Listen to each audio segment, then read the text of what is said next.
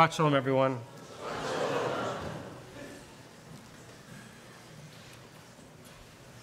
Before I start my prepared remarks, I want to welcome a family, one particular family, to our sanctuary this Shabbat.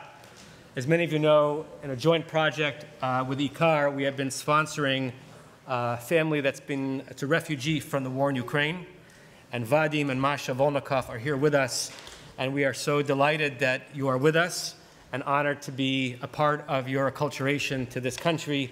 And we hope you feel always at home here and supported and loved. And we just welcome you amongst us, Vadim and Masha. Thank you for being here today.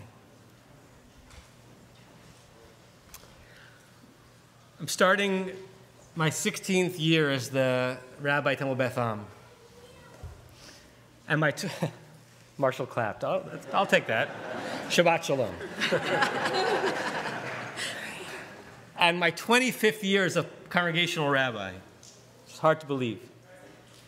And your most recent past is the thing that is most present in your mind. So the years that I've spent here obviously fill up most of what I think about in terms of my work, my life, my friends, my community. But I spent 9 years in my first congregation. I'm still in touch with many of the people from that community. It's where I learned how to be a rabbi. It's a very, very different kind of place. And the experiences that I had there are still very much a part of me, and I think about them a lot. And in particular, I think about the many ways in which the transition from there to here was challenging. At least for me. I don't know what it was like for you. And it was challenging on a lot of levels. I went from a rural, suburban area to an urban area, from a small community where I was the only employee, the only full-time employee. We had a part-time office manager, to a community like this with a large staff. I went from having no colleagues anywhere near me to sharing every day with colleagues and just meeting all of the members of this community. But one of the transitions that was hardest for me in terms of my style and my philosophy of the rabbinate and the prayer was moving from a community that only had one thing going on every Shabbat morning. We didn't have the space or the staff to consider anything else. If you were 2 years old or you were 92 years old, you were in the sanctuary. Now, kids would run in and out. We didn't have teen programming outside that room. We didn't have a breakout minyan. We didn't have a Torah study over there and a coffee maker over there. We had a room. And it served that community well.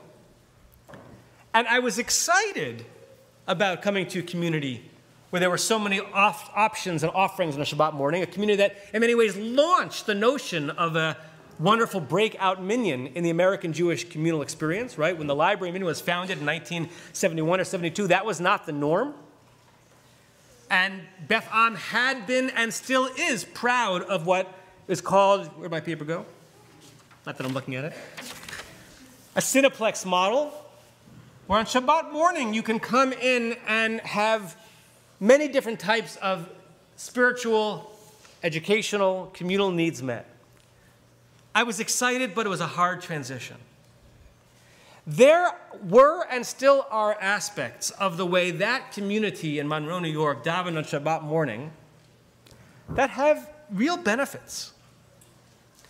Number one, everyone who came to synagogue on Shabbat had a version of the exact same experience. There was a shared spiritual investment. Everyone had sung the same songs, heard the same words from the bima, whether they were good or not good. When you walked at a shul, everyone with whom you had been in shul had been together. There was also an advantage of the fact that because of that, you got used to the fact, which adults should get used to a lot of times in their lives, which is not everything is catered directly to your aesthetic. You don't have all of your needs met when you are investing in the communal. And while there might have been a part of a service that you would have liked done differently, and had you been in a different community, maybe for that part of the service, a group would have left the room and done something different over there, you learned to yield. There was a supple nature foisted upon you because everyone was giving to the communal experience. And number three, the ruach was all combined. Anyone singing in the building was singing in the same room. Anyone praying in the building was praying in the same room. And this verse from the book of Proverbs, Mishlei, that I quote a lot, Berov am hadrat melech, when the people are in the multitudes, then the sovereign is honored yet more. In our own small way, that's what's happening every week in that one space. There are also advantages to a Shabbat morning experience like we have at Temple Beth Am, and that happen in many other synagogues around the country. You can niche program. You can have specific educational and prayer experiences geared towards the 6-year-olds and the 10-year-olds and the 15-year-olds. And for the people who want a sermon, and the people who want a text study, and the people who want to be led by a rabbi, the people who have no interest in being led by a rabbi. Which means that you can open your doors wide to a rich array of people who have different spiritual aesthetic needs on a Shabbat and try to get many of them met at the same time. There is advantage to that. But there remain challenges. And when I think about one of the challenges in a community such as ours on a Shabbat morning, I think of a particular bit when I saw the show Blue Man Group. Racing, have you ever seen Blue Man Group in your life? I don't know if this bit is consistent in the many years it's been doing their show. Right? Blue Man Group, 3 men, paint their whole face painted blue, so they become kind of anonymous. You don't really know what they look like. And there's all sorts of interesting mind games and very creative approaches to entertainment. One of the times I saw Blue Man Group in Manhattan 25, 30 years ago, each of the blue men were wearing on their shoulders kind of a contraption that had a marquee going above it. So each of them wore it, and there was one line that you had to read, and you had to focus on one. And of course, you could only focus on one at a time. I remember the one that I was focusing on said something like, "You're reading this now. And now that you're reading it, you want to figure out the rest of what it's going to say. But part of you is wondering what's happening on the other one that you're not reading. But if you skip to that one, you're going to miss this ending. Isn't that a weird situation to be in?" And it was maddening, but it got to something. Because there is a built-in wonder or competition or envy when you're in a place and right next door something else is happening too. Is it better over there? Was the Dvar Torah more on point? Was it a better tune for Kedusha? Did they finish earlier? It's a long Torah reading today, just so you know. I didn't. There's something gained by multiple options in all of our lives, including in prayer and community. There's something lost also. There's an interesting verse. Actually, it's not such an interesting verse, but we're going to turn into something interesting towards the openings of Parshat Re'eh. And I shared a Hasidic commentary on that verse in the Taste of Torah that probably 2 of you read so far this week. It was also part of the meditation I led yesterday. I want to share an entirely different Hasidic interpretation of the verse. It's the beginning of chapter 12 of the book of Devarim, Deuteronomy. And the Torah had said that when the Israelites go to the land of Canaan, they're supposed to get rid of, destroy, annihilate all of the trappings of idolatry and paganism that are in the land. The Canaanite worship is supposed to be eliminated. And then the Torah says, Lo ta'asun kain l'Adonai Elohechem. And you should not do it that way similarly when it comes to Adonai your God. And the question is, what's the similarly mean? Obviously, we're not going to pray in an idolatrous way to God. The whole idea is that prayer to God is transcending idolatry. Rashi offers 2 explanations for what it could mean. Sometimes Rashi just tells you one thing. Sometimes he gives you a short answer. And then he says, Davar acher. And there's another way of reading it. The first thing Rashi says that verse means is, this is about centralization. What did they do, the Canaanites? Every tree, every neighborhood, every corner was its own altar. There was no shared spiritual practice. Each family, each tribe, each person had their own sidur, as it were, their own genuflections to their God. That's not the way we're going to do it. What you're going to do is gather in one place in the temple in Jerusalem. It's going to be built, and all of the prayer is going to be fixed worship. And everyone's going to do it the same way. That's, according to Rashi, the first thing this way. Don't do it that way, meaning the way the Canaanites did it, spreading it out and overly diversifying their worship. But Rashi says, Davar acher, there's a second thing as well. And what he says is, don't destroy your places of worship, just like I've asked you not to destroy their places of worship. To which your first response is, of course. What does that mean? Don't destroy your places of worship. Isn't that obvious? Did God have to command, oh, by the way, when you build a temple to me in Jerusalem, don't destroy it, just like I had asked you to destroy their places of worship. And on that double commentary of Rashi, there's a commentary by a rabbi called the Sfat Emet, one of the rabbis of the Ger Hasidic dynasty, Rabbi Yehuda Alter Leib of Ger. And he says, those might be two comments, but they're one. Those are two comments of Rashi, but they really mean one thing. Why?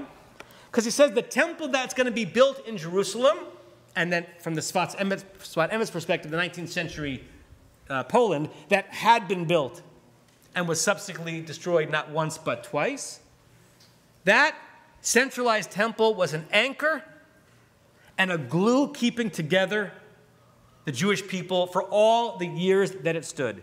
He uses the word shoresh ha'achdut. It was the root of unity of a people that had plenty of reasons to subdivide. One temple, one ark, one ritual, one approach, one shared spiritual experience.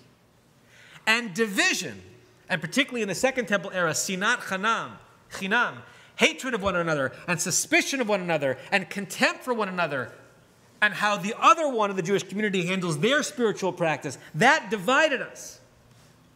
Love of one another and togetherness and aspiring towards unity is the only way to rebuild the Jewish people. You might think, as you're hearing this, that's an inapt analogy between what divided the Jewish people throughout history that led to the destruction of the temples and today's moment. Are the stakes really that high, Rabbi?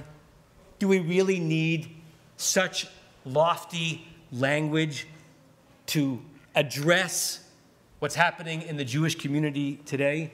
Do we really need such unity? I would say yes. I would say yes. In my adult life, I don't remember an American or a Jewish moment where the fault lines were so toxic, where people had less tolerance for sharing a meal or sharing a minyan with people with whom they disagree. There was a fascinating and depressing article around Thanksgiving last year that said something about, I forgot the exact statistic, the farther away people were driving for their Thanksgiving meal, on average, the shorter amount of time they spent at the meal. And it wasn't because, since they drove longer, they wanted to get back at a reasonable time. It's because the more zip codes you travel, the more likely you're going to be in a part of a city or a state that has a different political persuasion than you, and therefore the less time you're going to be willing to sit and eat turkey with the person sitting to your left and to your right, because they might stand on the political spectrum to your left and to your right. How depressing. And I feel it and I sense it in the Jewish community vis-a-vis American politics, including in the synagogue. People who don't want to sit in the same pew, don't want to acknowledge living in the same community with someone who has a differing perspective on the future of America. Because now we're living in an era that if your differing perspective is so different that I'm convinced that it's not just wrong, but it's indefensible and it's immoral and it's evil in all directions. And the state of Israel and Zionism, right? Raise your hand when you remember when that was a unifying force, the Jewish people. When I was growing up, it's not that everyone had exact singularity of thought, but we could come together pretty reliably around the notion of their being and our needing to support the state of Israel and its future in a very challenging part of the world. That's no longer reliable. People are wondering, are there son or their daughter are going to bring home someone for them to meet who might be on the other side of that conversation when it comes to Israel's place in the world? How will I have that person at my Shabbat table? How will I have that person on my committee? How will I have that person sitting next to me in shul? And so what's keeping a community like ours, which is wonderfully heterogeneous? From my perspective, it is wonderfully heterogeneous. What's keeping it together? Could it be prayer? Could praying together, singing together, sitting together, be an antidote, or at least a response or a salve on the wounds of disunity in the year 2024? Within the commentary of Rashi that I quoted before, Rashi quotes from the Talmud, or Midrash from the Talmud, a question by Rabbi Yishmael, who asked a similar question I raised before. What does this mean? What does it mean that God was saying, when I say don't do like this, it meant don't destroy your own temples? Would it ever have occurred to an ancient Israelite to build a temple to God and then destroy it with his or her own hands? No, not physically, but spiritually, he said 2,000 years ago, we're doing it all the time. All the time, we are contributing to the breakdown of the physical and conceptual temples that we've worked so many decades and centuries to build. We do break down our temples with infighting, and we do break down our temples with contempt and distrust. And he was alert back then, and sadly we have to be alert right now to the fact that there are elements of sinfulness that have crept into the crevices of our holiest places. And in the past, that led to it being a crumble into nothingness. In other words, we need more glue if a community is going to sustain itself. In a couple of weeks, you're going to start getting emails and other announcements about an experiment that we're going to be starting around the beginning of November on Shabbat mornings at Temple Beth. It's an experiment. It's not from now until the end of all time. It's an experiment that the clergy and lay leaders have been thinking about, working on for close to a year, and we're excited to unveil to you about what it's going to mean for this community in Shabbat morning. And it's to address many, many needs. One of which is to try to rebuild a vibrancy and a ruach in our building every single week on Shabbat morning, whether or not there's a bar bat mitzvah. And another one of the needs is trying to meet is to have it be more likely that the people who do come to shul on a Shabbat morning, at least for part of the morning, had a moment together that they can talk about, reminisce about, and cumulatively be the glue that keeps a large and disparate community somewhat together. The experiment will not be to enforce conformity, but to build unity, to craft a shared religious experiment, and to be more of the glue that will keep this edifice physically and spiritually intact. You're going to get the details, and then we'll have opportunities to process the details, and not all of you are going to thrill the first time you're exposed to them. But this is very carefully thought out. Doesn't mean it's going to work. That's what an experiment means. But it's very carefully thought out in terms of also anticipating the types of questions that people might have. In general, the experiment's going to be that starting November 1st until the end of June, when we go into a summer schedule, there will be one and only one clergy-led, full davening, full liturgy experience will take place in the sanctuary, beginning at 9:30 unless there's a bar mitzvah, in which case it'll be at 9:15.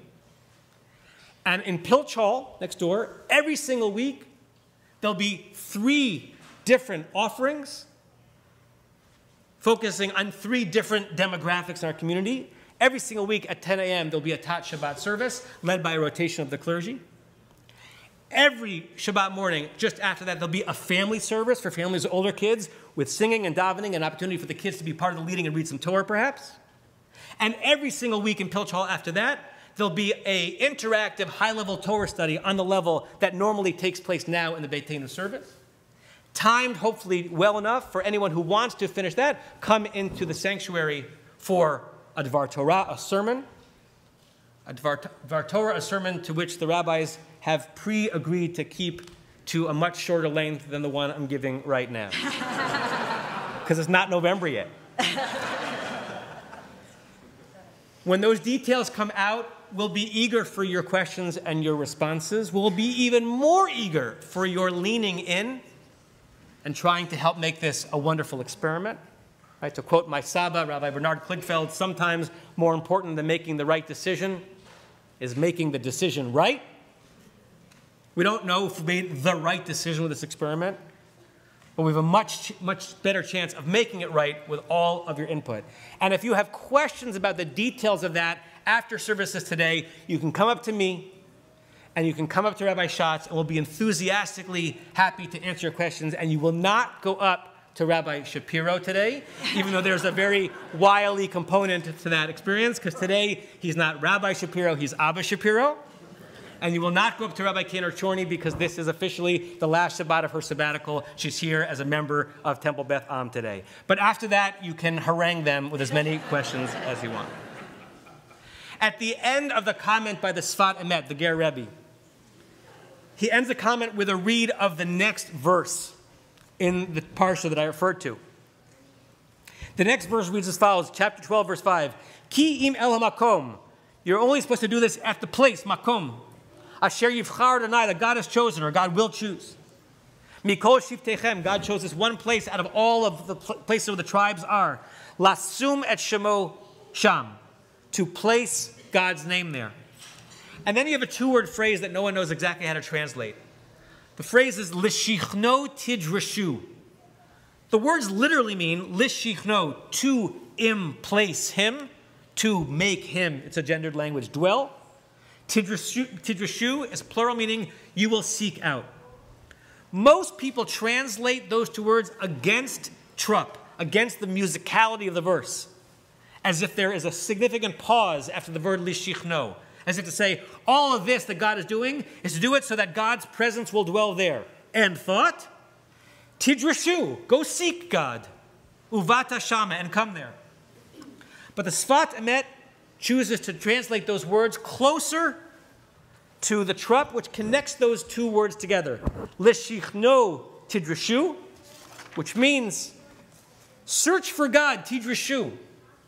Lishichno, in such a way that will increase the chances that where you search and how you search and with whom you search, God's presence will actually be beckoned and welcomed and have a true home.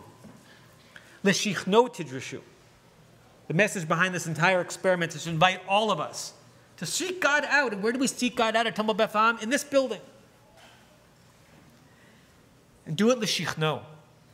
Do it in such a way that your commitment, your ubiquity, your presence, your voice, your energy has a greater chance of bringing God into this exact spot and making a beautiful space a holy space.